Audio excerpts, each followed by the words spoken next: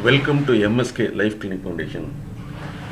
எல்லாருக்குமே எல்லாமே தெரியும், செய்திகள் அடிப்படையில், செயல் அடிப்படையில் தெரியுமானா தெரியாது. அதே மாதிரி வேதனை, பயம், மன அழுத்தம், அதே போல் வாழ்க்கை நெருக்கடி, இது போன்ற சிக்கலின் பெயர் தகவலாக தெரியும். அந்த சிக்கலிலிருந்து வெளிவருவதற்கான வழிமுறைகள், செயல்முறைகள், செயல் திருத்தங்கள் தெரியாது. அதை பற்றிய உளவியல், வாழ்வியல் ஆன்லைன் கான்ஃபரன்ஸ் தான் இந்த ப்ரோக்ராம். ஒரு கிணத்துக்குள்ளே விழுந்துட்டோம்னா அந்த கிணத்துல விழுகிறது ஆழங்கிறது நமக்கு தெரியாது. ஒரு செகண்டில் அதனுடைய ஆழத்தின் அடி ஆழத்துக்கு போயிடுவோம். ஆனால் அதில் மேலே ஏறி வர்றதுக்கு படிகள் மூலமாக தான் வர முடியும். அந்த படிகள் தான் நாங்கள் கண்டுபிடிச்ச மைண்ட் செட் நாலேஜ் தெரப்பின்னு சொல்லக்கூடிய விஷயம். அப்போ நம்ம விழுந்தது ஒரு செகண்டு தான் இருக்கும்.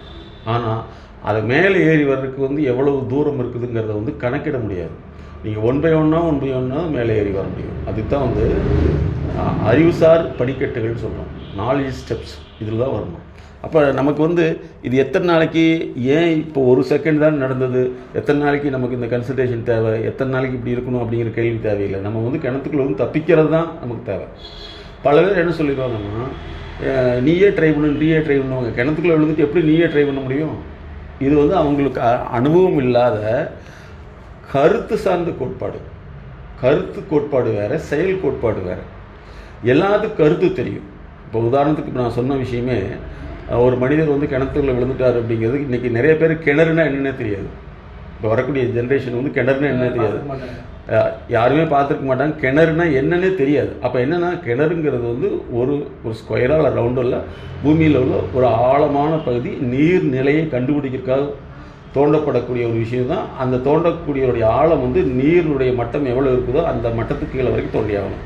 ஒரு சில இடத்துல நீர் மட்டம் 900 அடி இருக்கும், ஒரு சில இடத்துல 1000 அடி இருக்கும். 1000 அடி தோண்டி தான் அந்த தண்ணி எடுக்கலாம். அப்போ 1000 அடி அந்த காலத்தில் ஓப்பன் வெல்னு சொல்லுவான்.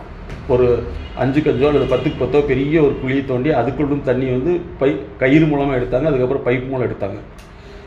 ஆனால் இன்றைக்கி அதே 1000 அடி குழாய் கிணறுங்கிற ஒரு சின்ன குழாயை போட்டு பண்ணுறோம் இல்லையா? ஆள் குழாய் கிணறுல விழுந்த குழந்தையை காப்பாற்றுறது எவ்வளோ கஷ்டமோ அதே மாதிரி தான் அந்த ஓப்பன் வெல்னு சொல்லக்கூடிய திறந்த வெளி கிணறுல விழுகிறதும் காப்பாற்றுறதும் கஷ்டம். இந்த ஜெனரேஷனுக்கு இது தெரியாது. அப்போ உளவியல் ரீதியில் வரக்கூடிய ஒரு விபத்து, அது நமக்கு பயம் சார்ந்த விபத்தாக இருக்கலாம், அது அதிர்ச்சி சார்ந்த விபத்தாக இருக்கலாம், அல்லது இழப்பு சார்ந்தது, குடும்பம் சார்ந்தது, நட்பு சார்ந்தது, உறவு சார்ந்தது, அல்லது உயிர் சார்ந்தது. இந்த மாதிரி இழப்புகள் ஏற்பட்டால் அந்த இழப்புங்கிறது ஒரு பாதாளத்தில் கிணத்துல விழுந்த மாதிரி, அல்லது ஆழ்குழாய் கிணறுல விழுந்த மாதிரி. அந்த கிணறுலேருந்து வெளியே வர்றதுக்கு தான் எங்கள் mind set knowledge therapeutic analysis and ப்ரொசீஜர்னு சொல்கிறோம். ஸோ அதுக்குள்ளே ஸ்டெப் பை ஸ்டெப்பாக வர்றதுக்கு தான் நமக்கு தேவை. அப்போ இது எத்தனை நாள் இருக்குது அப்படிங்கிறது தேவையில்லை. நம்ம தப்பிக்கிறதுக்கு உண்டான வழிகள் தான் நமக்கு தேவை. பல பேர் ஒரு முடியும், நீயே செய்யுங்கன்னா மேட்டில் இருக்கிறவங்களுக்கு பள்ளத்தில் உள்ளவங்களுக்கு என்ன வித்தியாசம் இருக்குது? மேட்டில் நடந்து போகலாம், ஆனால் அதே ஆழத்தில் விழுந்தவங்களுக்கு எப்படி நடந்து போக முடியும்?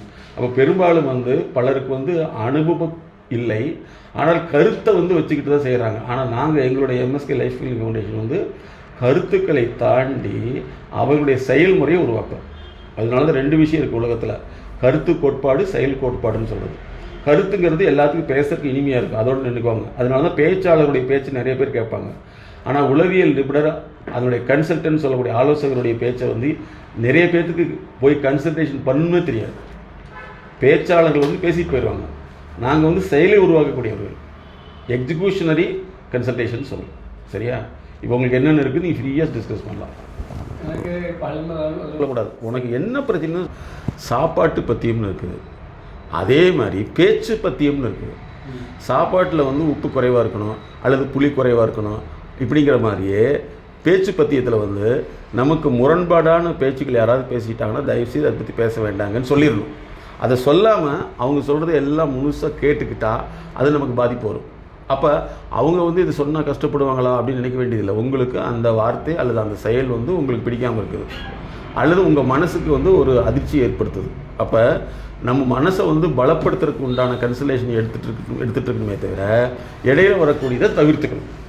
இதுதான் நீங்கள் தெரிஞ்சுக்க வேண்டிய விஷயம். முதல்ல கன்சல்டேஷன் வரையில் அது பயமாக இருந்தது. இப்போ பயம் குறைஞ்சிருச்சு. ஆனால் அந்த நினைவு உங்களுக்கு தொடர்ந்து சிந்தனையாக மாறுபட்டு வருது. இதுதான் விஷயம் இல்லையா? அப்போ இதுதான் வந்து நீங்கள் இந்த கன்சல்டேஷன் எம்எஸ்கே தெரப்பியில் வந்து நீங்கள் அடுத்தடுத்த லெவல் கட்டங்களை கடந்து வந்துட்டுருக்கீங்கன்னு அர்த்தம். இது வந்து உங்களுடைய மனம் வந்து பலப்பட்டுருக்குது, அறிவு வந்து செயல்பட்டு இருக்குதுன்னு அர்த்தம். சரியா? அப்போ அதாவது பேய், பிசாசு, அப்புறம் வந்து இந்த மாதிரி வந்து சொல்லக்கூடிய கண்ணுக்கு தெரியாத பயக்கோட்பாடு தான் அது. நிறைய பேர் சொல்லுவாங்க இல்லை உண்மைமாங்க, அது அவங்களுக்கு உண்மையாக இருக்கட்டும். அந்த உண்மையினால் ஏதாவது பலன் இருக்குதா, அவங்களுக்கு பலன் இருக்குதா, அல்லது நம்புறதுனால நமக்கு பலன் இருக்குதா அப்படின்னா அதை நம்பும்போது நமக்கு வந்து பலகீனம் தான் ஆகும் இல்லையா? பேய் இருக்குதுன்னு சொல்லிட்டா நம்ம பலகீனமாகிடும். ஆனால் பேய் இருக்குதுன்னு சொல்லிக்கிட்டு இருக்கிறவங்க, பேய் இருக்குன்னு பயப்படுத்துகிறவங்க, அவங்க பயப்பட மாட்டாங்க.